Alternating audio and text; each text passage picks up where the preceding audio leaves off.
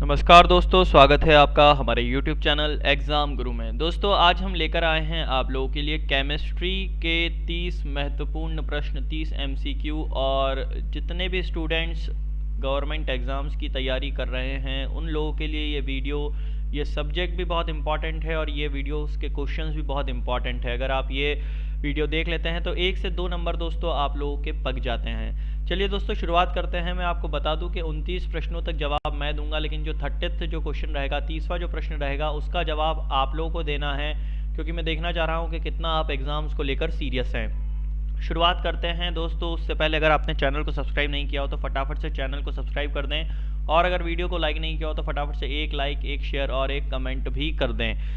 शुरुआत करते हैं आज के इस वीडियो की कि हम दोनों क्यों खफा हैं एक दूसरे से, मैं उससे और वो मुझे समझा रही थी। मैंने पूछ लिया क्यों इतना दर्द दिया कमबख्त तूने, वो हंसी और बोली मैं जिंदगी हूँ पगले, तुझे जीना सिखा रही थी। चलिए पहला प्रश्न देख लेते हैं कि निम्नांकित में से कौन लोह चुंबकीय है। इनमें से बताएंगे कौन सा आपका लोह चुंबकीय है। तो ध्यान रखिएगा दोस्तों, निकल जो है वो आपका लोह चुंबकीय तत्व है। वैसे चुंबकीय पदार्थ जो चुंबकीय क्षेत्र की दिशा में प्रबल रूप से चुंबकित हो जाते हैं उन्हें हम लोग चुंबकीय पदार्थ कहते हैं। लोह चुंबकीय पदार्थ वो कहलाते हैं जो मतलब जैसे कि लोहा हुआ, कोबाल्ट हुआ, निकेल हुआ, ये सब जो है वो आपके लोह चुंबकीय पदार्थ हैं। अगला प्रश्न हमारे पास, एक परमाणु द्रव्यमान को व्यक्त किया जाता है। तो कहाँ व्यक्त किया जाता है, किस में व्यक्त किया जाता है, उसकी यूनिट क्या होगी? तो AMU में। AMU जो है आपका, AMU में हम लोग एक परमाणु द्रव्यमान को व्यक्त कर सकते हैं। अगला प्रश्न है हमारे पास, गैस, एक गैस का रुद्धोष्म दबाव के दौरान उसका तापक्रम, उसका जो तापक्रम है वो क्या होता है? तो ध्यान रखिएगा बढ़ जाता है। ठीक है। अगला प्रश्न है हमारे पास, हाइड्रोक्लोरिक अम्ल HCl के जलीय विलयन का pH लगभग हो जाता है, क्या क्या हो सकता है? तो ध्यान रखिएगा इसमें जो उत्तर आएगा, इसका उत्तर है दोस्तों 2।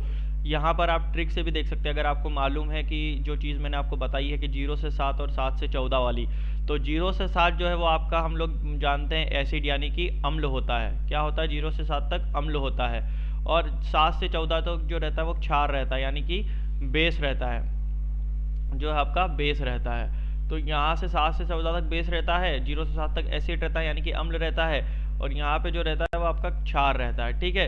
तो ध्यान रखिएगा दोस्तों, मैं आपको बता दूं प्रश्न में देखिए कि हाइड्रोक्लोरिक अम्ल पूछ रहा है। क्या पूछ रहा है? वो अम्ल पूछ रहा है। तो अम्ल आप जानते हैं कब कहाँ से कहाँ तक रेंज में वेरी करता है? 0 से 7 तक वेरी करता है उसका pH।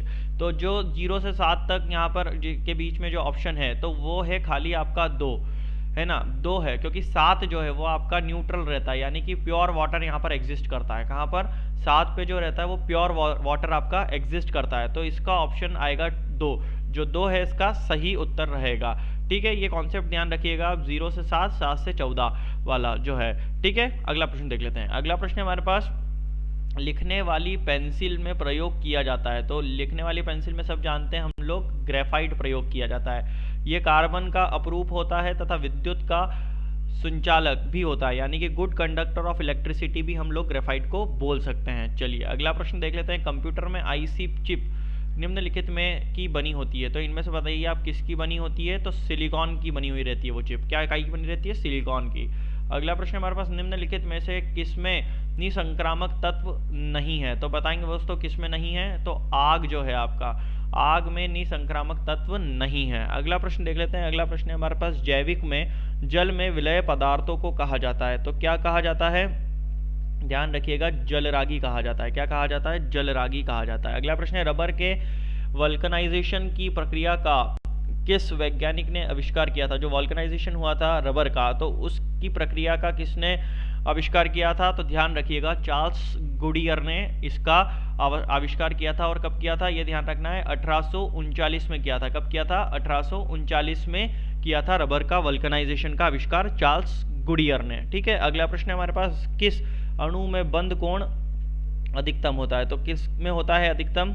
ध्यान रखिएगा, CO2 में, अणु में जो CO2 के जो एटम्स हैं, जो CO2 के मॉलिक्यूल्स हैं, उसमें बंद कोण जो रहता है आपका वो अधिकतम रहता है। मतलब जो आपका कोवेलेंट बॉन्ड जो रहता है, जोड़ने वाला जो बॉन्ड रहता है, वो आपका बहुत ही ज़्यादा रहता है।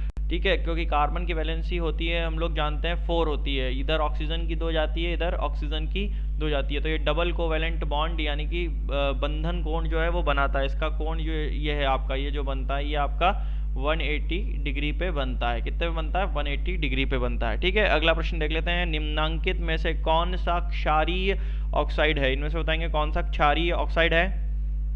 तो ध्यान रखिएगा इसमें जो है वो Na2O जो है वो आपका क्षारीय ऑक्साइड है। ठीक है, अगला प्रश्न देख लेते हैं हमारे पास। आजकल वातावरण में CO2 की सघनता की मात्रा में ppm में लगभग क्या होता है? फटाफट बताएंगे। 360 होता है। क्या होता है? 360 ppm जो रहती है उसकी मात्रा रहती है। अगला प्रश्न है, निम्नांकित में से कौन सा गुणधर्म ठोस, द्रव एवं गैस के लिए भिन्न है? तो कौन सा भिन्न है? तो अणुओं की गति जो रहती है आपकी, स्पीड ऑफ एटम्स जो रहती है, उनकी गति जो रहती है वो ठोस, द्रव एवं गैस के लिए भिन्न होती है। अगला प्रश्न है, किसी भी रासायनिक यौगिक की न्यूनतम संभव इकाई जो है वो क्या होगी? तो ध्यान रखिएगा परमाणु की जो आपका किसी भी रासायनिक यौगिक की जो न्यूनतम संभव इकाई है वो परमाणु होगी। किसी पदार्थ का वह सूक्ष्म कण जो स्वतंत्र अवस्था में नहीं पाया जाता है किंतु रासायनिक अभिक्रिया में भाग लेता है, उसे ही हम लोग परमाणु कहते हैं। ठीक है, ये ध्यान रखिएगा। अगला प्रश्न है हमारे पास, सर्वाधिक आवर्तवर्ध्य मैलेबल धातु क्या है? तो मैलेबल धातु जो है वो इसमें से आपकी सोना है, कि चांदी सबसे अधिक विद्युत का संचालक है। मतलब जो चांदी है वो हम लोग बोल सकते हैं गुड कंडक्टर ऑफ इलेक्ट्रिसिटी है। तो मेलेबिलिटी का जो उदाहरण मिलता है वो गोल्ड मिलता है, यानी कि सोना जो है वो सबसे ज़्यादा मेलेबल इन नेचर रहता है। अगला प्रश्न देख लेते हैं। स्टील को कठोरता प्रदान करने के लिए बढ़ाई जाती है। स्टील को कठोरता किससे बढ़ाई जाती है? क्या करते हैं? तो कार्बन की मात्रा जो है हम लोग स्टील में प्रोवाइड करते हैं, तो उसके कारण जो है उसमें जो आपका स्टील है वो उसकी कठोरता बढ़ जाती है। ठीक है, ध्यान रखिएगा। कार्बन का एक जो फॉर्म रहता है एंथ्रासाइड, वो हम लोग बोल सकते हैं प्योर कार्बन फॉर्म, मतलब या सबसे जिसको एलॉयज रहते हैं, तो एंथ्रासाइड का जो है वो सबसे खतरनाक एलॉय जो है वो है आपका एंथ्रासाइड। इसमें 80 to 90% के करीब कार्बन पाया जाता है। ठीक है, अगला प्रश्न देख लेते हैं। अगला प्रश्न हमारे पास, सोडा वाटर क्या है? तो ध्यान रखिएगा सोडा वाटर जो है वो आपका एक कोलाइड है। ठीक है, सोडा वाटर एक कोलाइड है, ऐसा घोल जिसमें परिक्षेपित कणों का आकार जो रहता है 10⁻⁻5 सेंटीमीटर से 10⁻⁻7 तक होता है। ठीक है, ये आपको ध्यान रखना है। वो हम लोग जो है वो उसको कोलाइड कहलाता है। तो जैसे हम लोग अगर एग्जाम्पल देखें तो जो आपकी स्याही है, रक्त स्याही गोद हो गया, दूध हो गया, है ना, ये सब चीज़ें जिनमें गाढ़ापन रहता है थोड़ा, वो सब रहती हैं, कोलाइडल इन नेचर रहती है। ठीक है, अगला प्रश्न है हमारे पास, इंटरफेरॉन के प्रौद्योगिक की उत्पादन में निम्नलिखित का उपयोग किया जाता है। तो किसका उपयोग किया जाता है? ध्यान रखिएगा बेकर खमीर जो है वो, बेकर खमीर का उपयोग इंटरफेरॉन के प्रौद्योगिक उत्पादन में होता है। ठीक है, मानव शरीर के तंत्र में विटामिन निम्नलिखित कार्य नहीं कर सकते। तो क्या नहीं कार्य कर सकते हैं? ध्यान रखिएगा, ऊर्जा प्रदान, एनर्जी का आदान प्रदान जो है वो विटामिन के माध्यम से नहीं होता है। विटामिन के माध्यम से केवल और केवल जो आपके शरीर में रोग हुए या आपका क्या बोलते हैं जो रोग हुआ या फिर किसी भी प्रकार की समस्याएं अगर आपके शरीर में चलती हैं तो उनके लिए विटामिन प्रयोग किया जाता है। तो ऊर्जा का आदान प्रदान हम लोग को जो रहता है वो आपका प्रोटीन से, प्रोटीन जो है वो आपको ऊर्जा प्रदान करता है, फैट, कार्बोहाइड्रेट्स, ये सब एनर्जी प्रोवाइड करते हैं। ठीक है, अगला प्रश्न है हमारे पास, मनुष्यों के द्वारा सर्वाधिक उपयोग में लाए जाने वाली धातु जो है वो कौन सी है? तो ध्यान रखिएगा वो है आपकी लोहा। मनुष्य द्वारा सर्वाधिक उपयोग में लाया जाने वाला धातु जो है वो लोहा है। एल्यूमिनियम का मुख्य अयस्क जो है वो आपका बॉक्साइड मिलता है। क्या है इसका? बॉक्साइड जो है वो आपका एल्यूमिनियम का बहुत ही मुख्य अयस्क है, यानी कि एलॉय जो है वो आपका बॉक्साइड है ना। इसका फार्मूला अगर केमिकल फार्मूला देखोगे आप तो Al2O3.2H2O इसका फार्मूला रहता है। ठीक है, तांबे का निष्करण मुख्यतः क्या है? Copper pyrite. क्या है? तांबे का जो है वो आपका कॉपर पाइराइट है। ठीक है, CuP3 बोलते हैं जिसको, copper pyrite, Cu3P, copper pyrite. ठीक है, अगला प्रश्न देख लेते हैं, अपमार्जक बनाने के लिए आमतौर से प्रयोग किए जाने वाला अल्कोहल जो है वो आपका क्या है? तो ध्यान रखिएगा लॉरिल अल्कोहल जो है वो आपका आमतौर पर प्रयोग किया जाने वाला अल्कोहल है, जो शराब मार्केट में बिकती है पीने के लिए, तो वो जो अल्कोहल रहती है वो लॉरेल अल्कोहल रहती है, जो पीने के लिए यूज़ की जाती है। अगला प्रश्न है हमारे पास, श्वसन प्रक्रम में वायु के जिस घटक का प्रयोग होता है वह है, क्या है वह? ऑक्सीजन है। किसके लिए? ऑक्सीजन जो है वो श्वसन में ऑक्सीजन का ही प्रयोग किया जाता है। सांस हम लोग लेते हैं तो ऑक्सीजन लेते हैं मतलब, ठीक है। किसी भी तंत्र से जल के निष्कासन के प्रक्रम को कहते हैं, क्या कहते हैं? तो ध्यान रखिएगा, निर्जलीकरण कहते हैं। क्या कहते हैं? निर्जलीकरण, यानी कि डिहाइड्रेशन कहते हैं, डिहाइड्रेशन कहा जाता है, ठीक है। मतलब जो पानी आपको खट्टी डकार आने लग जाए, मतलब जैसे पानी, जब आपने पानी ज़्यादा पी लिया, पेट में गुड़गुड़ हो रही है, या आपको जब खट्टी डकार आने लग जाए, तो वो हो जाता है डिहाइड्रेशन हो जाता है, ठीक है। और अगर हम लोग केमिकली इसकी अगर बात करें तो ऑक्सीडेशन यानी कि ऑक्सीकरण या उपचयन जैसी रासायनिक क्रिया हमारे पेट के अंदर होने लग जाती है, जिसके कारण ये डिहाइड्रेशन हो जाता है, ठीक है। अगला प्रश्न है हमारे पास, निम्नलिखित गैस के जलीय विलयन का तेज अम्लीय गुण होता है, क्या होता है? इसका उत्तर बताएंगे। इसका उत्तर है दोस्तों सल्फर डाइऑक्साइड जो रहता है वो आपका सल्फर डाइऑक्साइड वो गैस है जो कि जलीय विलयन का तेज अम्लीय गुण होता है, ठीक है। ज्वालामुखी से निकलने वाली गैस में जैसे कि सल्फर डाइऑक्साइड होती है, ठीक है।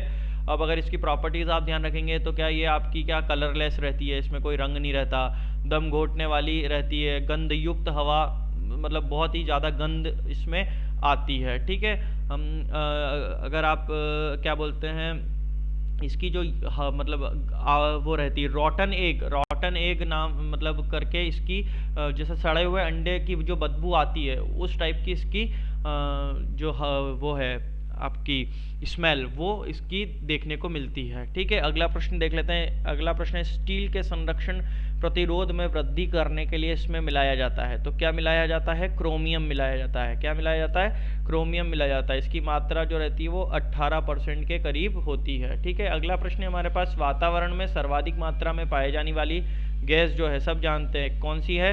नाइट्रोजन, जो आपकी सर्वाधिक मात्रा में पाई जाने वाली गैस है। इसका प्रतिशत करीब 70% के लगभग रहता है, ठीक है। अगला प्रश्न देख लेते हैं। अगला प्रश्न है हमारे पास, जब कोई वस्तु धनावेशित होती है तो वह क्या होती है?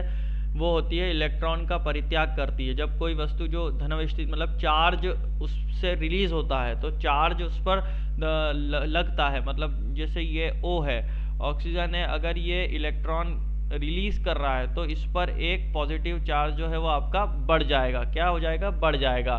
तो ध्यान रखिएगा, धनावेशित करना मतलब इलेक्ट्रॉन का परित्याग हो जाता है, ठीक है। अगला प्रश्न देख लेते हैं। गैस टरबाइन आधारित है, गैस टरबाइन जो है वो किस पर आधारित है? तो ध्यान रखिएगा, ब्रेंटन चक्र पर वो आधारित होती है गैस टरबाइन, ठीक है। अगला प्रश्न देख लेते हैं। वायुमंडल में जलने में सहायता देने वाली गैस क्या कौन सी होती है? तो सब जानते हैं वायुमंडल में जो जलने वाली गैस रहती है वो वायुमंडल में है ऑक्सीजन गैस जो रहती है वो आपकी वायुमंडल में जलने में सहायता देती है। हम लोग बोलते हैं उस प्रोसेस को ऑक्सीडेशन, यानी कि उसका ऑक्सीकरण जो है वो होता है, ऑक्सीडेशन इस प्रोसेस को बोलते हैं। चलिए दोस्तों, आज के वीडियो का आखिरी प्रश्न मतलब आपका प्रश्न यानी कि वीडियो में कमेंट देकर जवाब देने वाला प्रश्न। चलिए दोस्तों, इसका प्रश्न पढ़ते हैं पहले कि किसके जलीय विलयन का पीएच मान हो सकता है। तो आप लोग को बताना है कि इनमें से कौन सा वो जलीय विलयन है जिसका पीएच मान हो सकता है, ठीक है दोस्तों। चलिए अगला वीडियो में अगले प्रश्नों के साथ फिर मुलाकात होगी। तब तक के लिए मैं विदा लेता हूं, और अगर आपने चैनल को सब्सक्राइब नहीं किया हो तो फटाफट से चैनल को सब्सक्राइब कर दें, बेल आइकन को दबा दें, और अगर वीडियो को लाइक नहीं किया हो तो फटाफट से एक लाइक, एक शेयर और कमेंट भी ठोक दें, ताकि आने वाले वीडियो की जानकारी भी आपको मिलती रहे। चलिए दोस्तों, इस प्रश्न का उत्तर बताइएगा, ज़रूर बताइएगा कमेंट बॉक्स में कमेंट करके। मैं आपसे मिलूंगा अगले वीडियो में, फिर मुलाकात करूंगा कि सितारों को आंखों पर महफूज रख लो, बहुत दूर तक रात ही रात होगी, मुसाफिर हूँ मैं भी, मुसाफिर हो तुम भी। अगले वीडियो में फिर मुलाकात होगी, तब तक के लिए जय हिंद, जय भारत।